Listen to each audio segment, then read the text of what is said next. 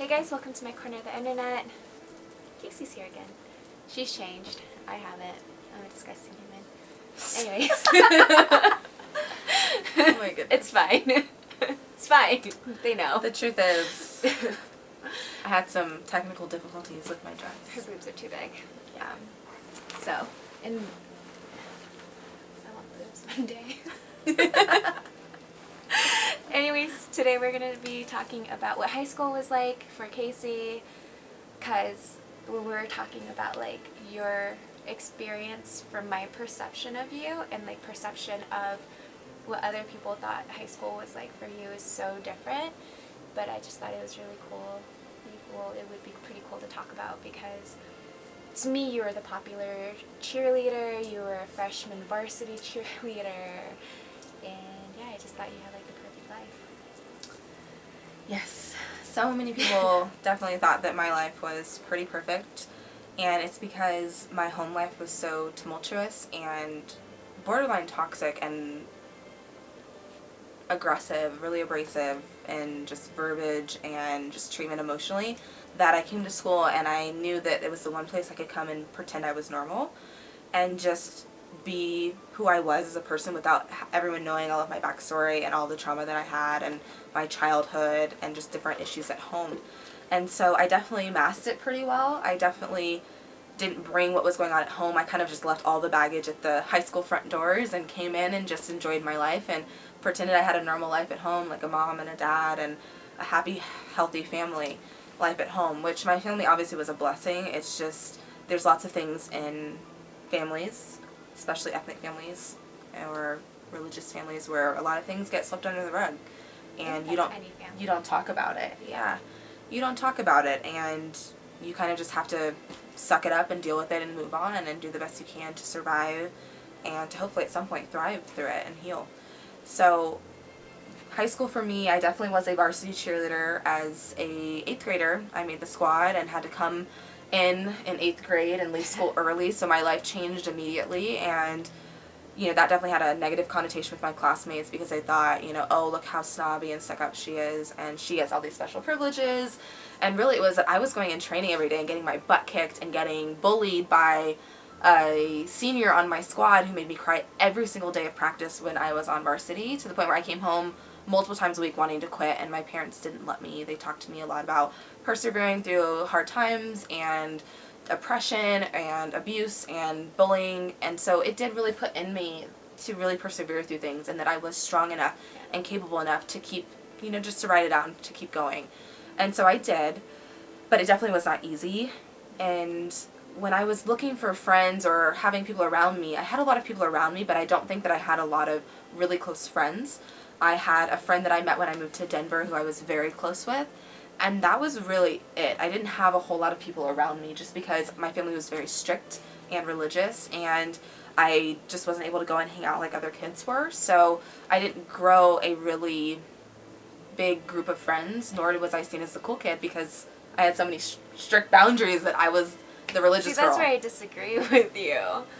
I thought you were the cool kid. In middle school. Okay, in middle school. Okay, so moving into high school, I came in with one really good friend named Rachel, who I met when I was 10, right when I moved to Denver, and she was a sweetheart, but she was going to the old school where I went to middle school, but because I was cheering and made varsity, I had to transfer to a different high school, which is where I met Jenny in freshman math. And yeah, so at Eagle Crest, it was different. I definitely was seen as the cool kid, but if you ever know what it's like to be alone, surrounded by people, that's the best description of how I can explain of how I felt. Because while I had a lot of people around me, no one really genuinely cared about me for my well-being and loved me for me. It was more about who I was and what squad I was on and how it looked to be next to the cheerleaders. And so it wasn't ever about my well-being. So it was very superficial.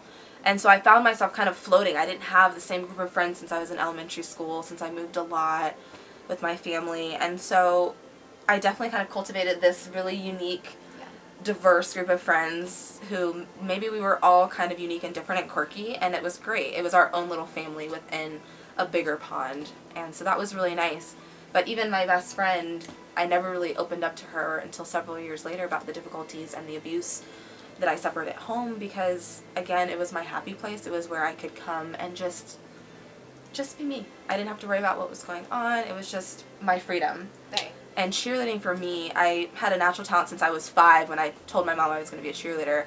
And it was something that I was naturally talented at, but I worked really hard to hone those skills and to really carry myself in a way that was respectable in the cheer world.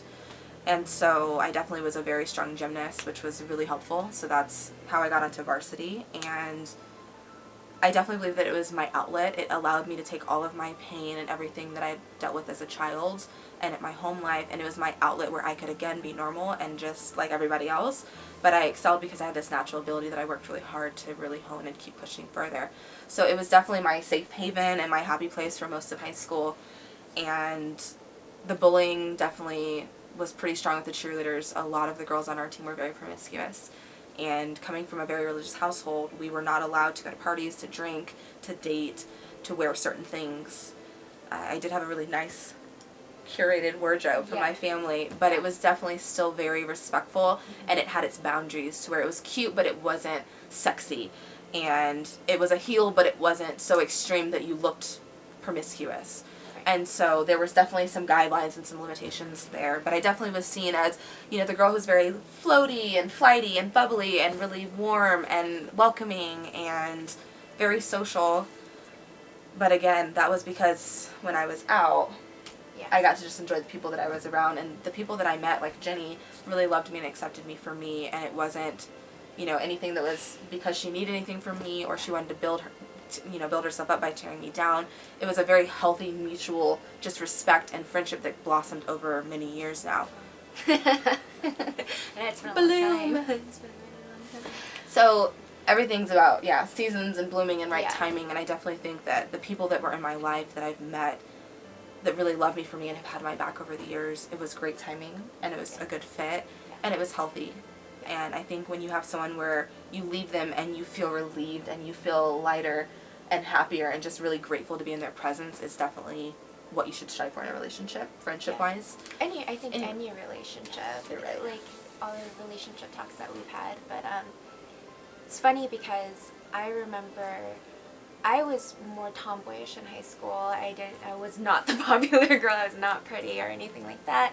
But I remember before we started talking and like we were in math class together, I think you started talking to me first, and I was like, and I hate to say it, I was like, great, just another cheerleader that wants to copy off of my test kind of thing, you know, because I know like a lot of other people were kind of like that. And I was like, guys, I don't even fucking come to class. Why are y'all copying off of me? Like, yeah, I have good grades, but y'all, like, you should be copying off of somebody who actually comes to class, you know what I mean? But no, Casey has a very like genuine heart and like soul where I was like, I wanted to hate you because you were freshman varsity cheerleader, pretty, just so sweet, like everything that's like perfect in the world was like Casey, and I'm like, ugh, I want to hate you, but I can't hate you because you're just so lovable.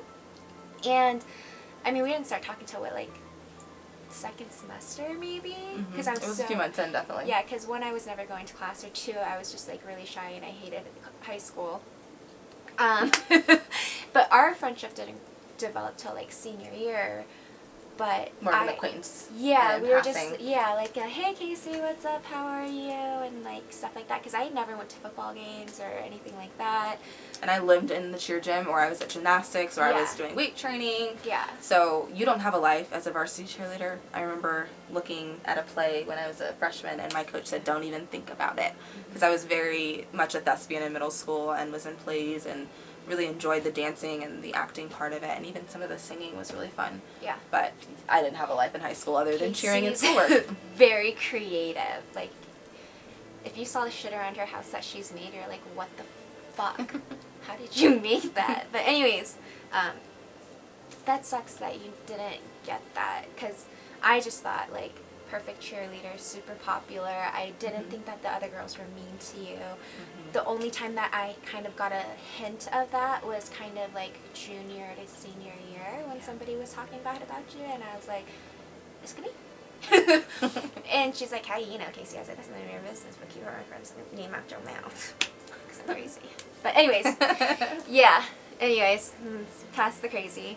Um, do you feel like cheerleading was a mistake, or like was it like a blessing in disguise because you had so many significant injuries? Like you could have lost your life. Like Absolutely. did you have fight for life? I did. Yeah, because I remember that. Yes. So coming into freshman year, I had a senior girl who was hard as heck on me and literally, like I said, made me cry every day. I was in tears or upset or just stressed about something because she was so hard on me. And I was a freshman who was a really great gymnast, but I wasn't really a cheerleader. And so I had to come in and learn how to stunt, and I was getting thrown in the air, and I had to learn how to hold my body and all of these different things, you know, that seem like they're easy, but they take a lot of strength and training to do. And some of these girls have been cheering for years on all-star teams, and I just didn't have that background. And so the bullying started then, and I remember loving cheerleading, and then when freshman year started, I really hated it. Towards, you know, just really getting into it heavy once school started after the summer had ended, and just really feeling like, am I in the right place? But because I was really good at it and I loved it, and the adrenaline of being in the air and doing tricks and being really good at it naturally and then pushing yourself to be even better, I had that love of it that really felt like it was an outlet. So I don't feel like it was a mistake. Yeah.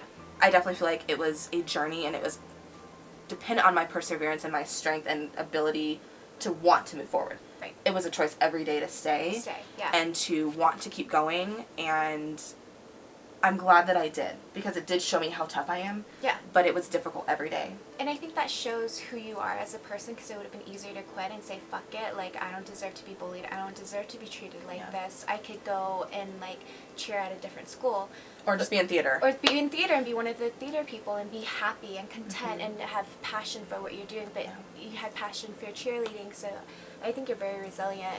And just to, like, put it out there, when we were in high school, our cheer team was, like, the best in the nation. Like, won nationals, won a lot of, like, trophies. State. Oh, okay, state. We went, that was it? I thought... We were in the top 10 in the nation, yes. Okay. But the state, it was Eagle Crest or die, pretty much. Yeah, like... And you got hurt. It was a cheer team. Yep, you got hurt. There was 5 girls waiting to take your spot, any given spot. Exactly. Very large, robust cheer team with a very prominent coach who's incredible. She's actually the principal now at Eagle Crest. Is she really? And she is amazing as a person. I still love her. Is she really? Very strict woman, was a math teacher into an activities director, and then when she became the vice principal, they told her you can't have a head coaching job. So we were devastated to lose Miss Vigil, but she is just an amazing person and an amazing teacher, an amazing principal, just an incredible woman overall.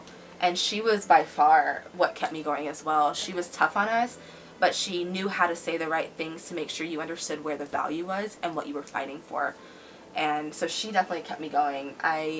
In total in high school, I believe I had 3 to 4 concussions. One's slightly unconfirmed, but it did get terrible in my junior year when I did take Fight for Life.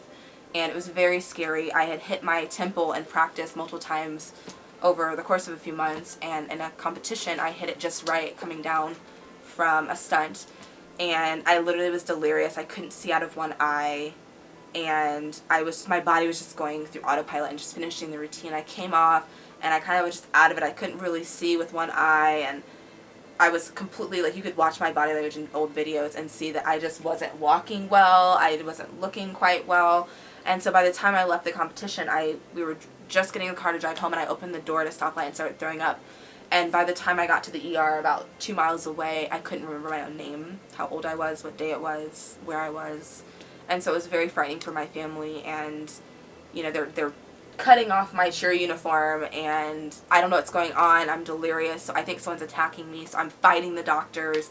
You know, they thought I was on drugs, because typically someone who's losing their mind looks like that. And so my mom actually threw her bag across the room, almost hitting a doctor because she was so upset, because she was just telling them, you know, she's not on drugs, she doesn't do any of that stuff. She hit her head. And so I ended up taking Fight for Life downtown to Children's Hospital when it was still downtown, and couldn't see for about a week. I had blurred vision, very scary. I failed all of my exams that semester, by the way. Really damaged my GPA, which was pretty terrible. And around that time, I was definitely questioning, like, why am I still cheering? I love it, but this is crazy. And so that was a really difficult time. I also had another time where one of the girls was a flyer and got taken down and decided to drop me on purpose and gave me a concussion on purpose so that she could get back in the air. And when I was out in recovery for that concussion, there were some girls on the team who knew some unsavory African American girls who didn't like me just because, again, they thought I had this perfect life and I was light skinned and I had big eyes, and so they called and phone harassed me to the point where the police actually had to get involved, and they were upset, and so the cheerleaders gave this girl my number and let her phone harass me because they were upset that I didn't come to practice, but those were the same girls who had dropped me. Yeah. So, and on purpose. So, very crazy there. So I dealt with a lot of craziness. I also was very religious, very prude, very outspoken about my faith in Jesus Christ, and so I got called a lesbian half the time. Well, not half the time, but there was a certain girl who used to like to spread rumors that I was a lesbian, that I was not interested in men simply because I had moral standards and had a really strict family and just was not living that lifestyle of drinking and partying and sleeping with the boys in our school. And so that was a really interesting dynamic because being pure at that time was seen as something to make fun of and to pressure you into not being pure anymore. Mm-hmm. And I remember girls on my team that were seniors when I was a freshman were being pressured so heavily, Jenny, that they would actually lie about losing their virginity just so the girls would leave them alone. Yeah. Which was really heartbreaking. And so you get a lot of peer pressure, a lot of cliquey, really underhanded things that happen on any team in any school around the nation.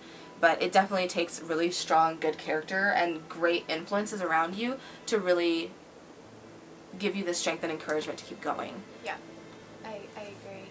I mean, because didn't you coached too after college? Was it college or Yes. was it after college? It was after college. So my senior year, I found out that I actually have a Chiari malformation, which is a birth defect where your cerebellum is slightly in your spinal cavity, and I literally went in one day after having a concussion thinking I was going to get cleared to go back to cheering because I had a lot of college recruits coming out to see me. I was actually flying back and forth for several years with my mom to the University of Louisville in Kentucky, where I had met with, the different coaches and people on the team, and they allow girls to come in and do these workshops with them, which was an incredible experience. But I literally walked into this doctor's appointment thinking I was going to be cleared after a major concussion, and they told me, you'll never cheer again. There's something wrong here, and I know the other doctors refused to give you an MRI or a CAT scan, but there's something very serious that would end your life should you keep cheering. And so as soon as he told me I could never cheer again, I literally remember just bawling my eyes out, and I couldn't even look at the doctor anymore, and I don't even remember his face. It was that painful, because again, when you have so much trauma and toxic things going on at home, so many of those, it can be really devastating when you lose the one place that you feel free and it feels like your outlet where you get your stress out, and you're able to just kind of decompress and release. And amidst all the bullying and all the name calling and just the different things I had to deal with day to day with that cheer team, and just the dynamics of high school girls being catty and nasty, losing that was really painful. And I think that's after that point is when we actually got close. And I remember being really hated by one of my teachers, and it wasn't me so much as the stereotype of a cheerleader. And I had a teacher who was my AP English teacher, and he was amazing. But his first day of class, he was talking about the class curriculum, and it's when you kind of, as a senior, have time to switch your classes or change or modify. And his closing comments of the opening of his class was, I don't think any football player has ever passed my class. And then he looked straight at me and said, and I don't think any cheerleaders have either. And so it was pretty upsetting to me because I was a very academic child. I was very dedicated to my studies, and I definitely had a lot going on with cheerleading, but I also was a smart girl. Yeah. And so it was very irritating and very offensive to me that because I was a cheerleader that I was dumb or I wasn't capable of passing an AP class. And so it kind of became my vendetta to prove to this teacher that he was wrong and I was right, and that's not how you treat people, and you shouldn't stereotype and say such things that are hurtful to someone who's just trying to get a college class in high school, just trying to do their due diligence, just trying to get prepared for what's coming next. Yeah. And so my parents ended up calling him and giving him a piece of their mind, and he had to accommodate my cheer schedule for most of the first semester, which was great. And unfortunately, though, when I thought I couldn't cheer, the same teacher, I got a lot closer to him just as a student. And I remember having a meeting with him because he said, I see that your demeanor has changed, like what's going on? You seem really sad. You seem like you've got a lot of stress going on and you're not releasing things. And I said, I found out I can't cheer. And I remember him telling me, I'm glad you can't cheer because you let it define you and you're so much greater and you're so much more than that small definition of who you could be. And I remember it stopped me in my tracks because it was so profound in that moment. And because he was right. I was so mad though, but he was right. Yeah. But I was just like, how could you say this? I'm in so much pain. I'm hurting. Yeah. This is all I had. Like, I don't have my mom or my dad, my biological mom or dad. I don't have this healthy family life all the time. You know, it's very interesting at home, and this is the one thing that I had that was mine, that was healthy, that was positive, that didn't feel like it was tearing me down, that gave me something more than I was giving it. Right. And so it was just heartbreaking. And so I ended up hating when he said that, but I respected him for it because he spoke his mind. And then over the course of from October when I thought I couldn't cheer into graduating in May, I grew really close to this teacher, and he was a really great mentor to me and just really gave me his perspective and opened my mind up to some different things. Yeah. And then that was great. And then I also, after finding out I couldn't cheer, a big stressor of high school, my senior year in October was I got hurt. I was no longer a varsity cheerleader, and so I was missing half an academic credit for PE because you have to have an athletic credit. So they told me, hey, you can't graduate. In the midst of me getting hurt and losing this great outlet that I loved and I was good at, and it was all that defined me. Everyone knew me as Casey the cheerleader, Little Miss Perfect, even though they had no idea what was going on at home and what I was dealing with behind the scenes. Everything in my life looked happy and bright because it was perfect. It's like, you know, that cheerleader in movies, like everything's perfect, mom and dad are rich, like you lived in one of the most richest like neighborhoods in our suburb. Well, yes, I was a little bit removed since I went to a different middle school, but it was a very nice older gated community that was very prestigious. Exactly. It was respected. But honestly, like, you know what I mean? Like, that popular cheerleader girl, kind of like Just Regina George. But, like, with a really nice very nice, of sweet Regina George is, like, the best way to explain it, I think. And it was funny because, like, I remember when we got close, I think I saw you, like, really upset in the hallways or something, and you were by yourself for the first time because you were always with somebody. Yeah, the cheerleaders. Yeah, and I was like, hey, what are you doing? What's wrong? Then we got closer. And then she just, I gave it all. Yeah, and I was like, whoa, okay. So that's where our friendship blossomed. So I think it was a blessing in disguise because we've been friends ever since. It absolutely was. We have been very close. And I think it was a blessing because I came into Eagle Crest as a freshman from a different middle school, not knowing really anybody at all except for the cheerleaders, and so that's who I clung closely to. And a lot of the athletes who knew, the older girls knew me because I was on varsity, and so I was around all the older athletes in the entire school, basketball, football, everything. Yeah. And so there's some vulnerability there too. Thank God I had really protective parents at the time because I would have gotten really taken advantage of because the girls on the team were pretty catty at times where they could have put you in a really bad situation because you're young and you're naive and you're innocent. And so I'm actually really grateful that I wasn't allowed to party and do all these other things because I probably would have been in a bad situation because I didn't have anyone covering my back who really cared. Right. And so that was a blessing. And then when I found out I couldn't cheer, not only did I find out that I possibly couldn't graduate because I needed extra athletic credits, because if I hadn't finished that year, I wouldn't get that extra half credit. And so I had to join dance team where I was a good dancer, but I wasn't the best anymore. So I went from being one of the best cheerleaders at the very top to being the worst person on dance company. And I remember just like barely making it through a football game and just feeling so humiliated and so much shame and just embarrassed. I didn't think you were that bad. It was pretty bad. I mean, it wasn't bad, but we're talking about girls that had trained as long as my sister had trained since they were like 4 or 5 years old. Really great dancers who can turn on point.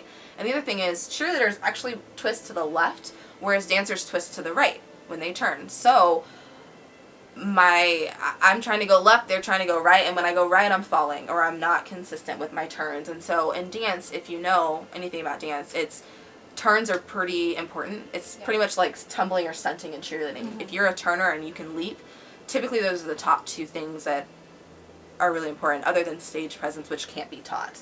Yeah. You either have it or you don't. But it definitely was a really giant leap from being one of the best to being one of the worst, in my opinion. And I got 2 awards from my dance teacher, actually. A choreography award and I think a costume design award, because I had some underlying talents there where I used to choreograph for cheering and then I was choreographing some dance numbers. And I actually had 2 in our end recital, but I was so insecure about it that I literally let some girls who went to Michelle Miller Dance Academy take my spots because I just didn't want to deal with it. I didn't want to humiliate myself, and that's how I felt, was so humiliated. Like, everything that I had was stripped away, and now I had to fit into this new dance company with new people, which I kind of was friends with because some of them were on Pomps, but it just was really difficult. And honestly, the dance girls were so much nicer to me than the cheer girls, actually.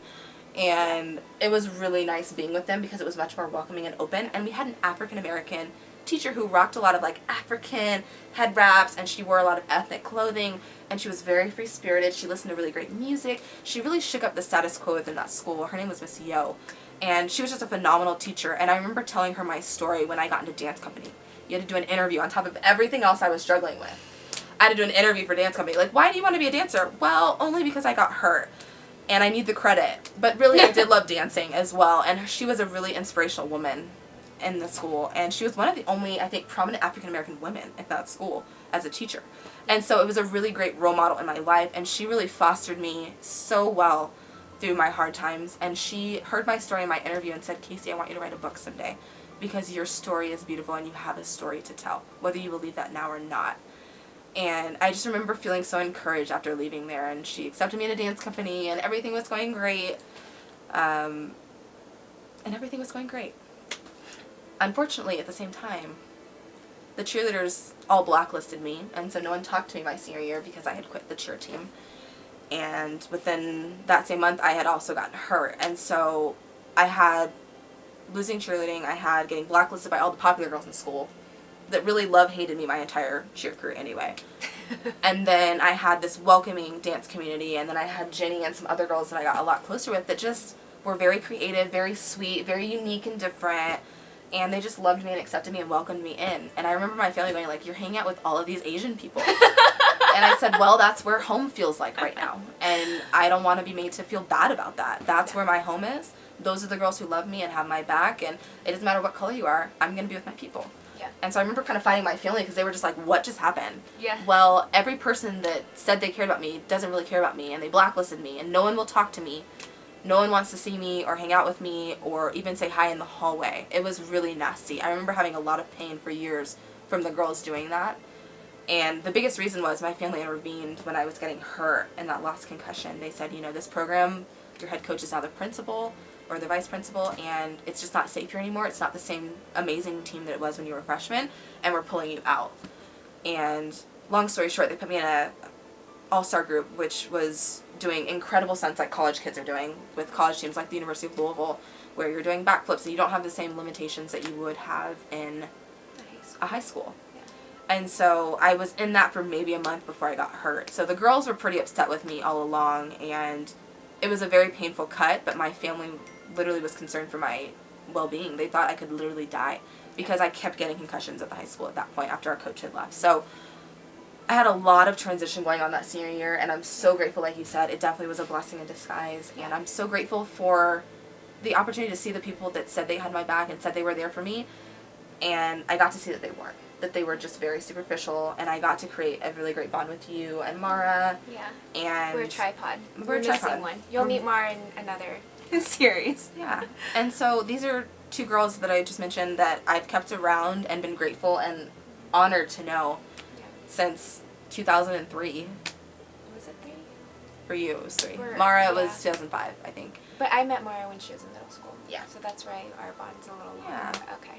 Yeah, So, you know, it was definitely an honor and a blessing, and it's really great when you have that family-like feel once you don't have anything else, because I definitely believe that in life things get stripped from you that you're holding tightly to. Yeah. And that it's for your it's for your good. Yeah. It's very painful. That's why I'm stuttering. It's very painful to let go of things you're comfortable with, but getting the thing that's genuine and it's supportive and encouraging, uplifting, and it's just a healthy friendship or circumstance is really beneficial, because the other ones really will drain you and damage your energy and everything about you. Yeah. It literally tears you down bit by bit to where you feel like you have nothing left. And it definitely shows in times that are difficult, because people don't want to stick by you if they aren't really invested in your well-being. Yeah. And so I'm grateful.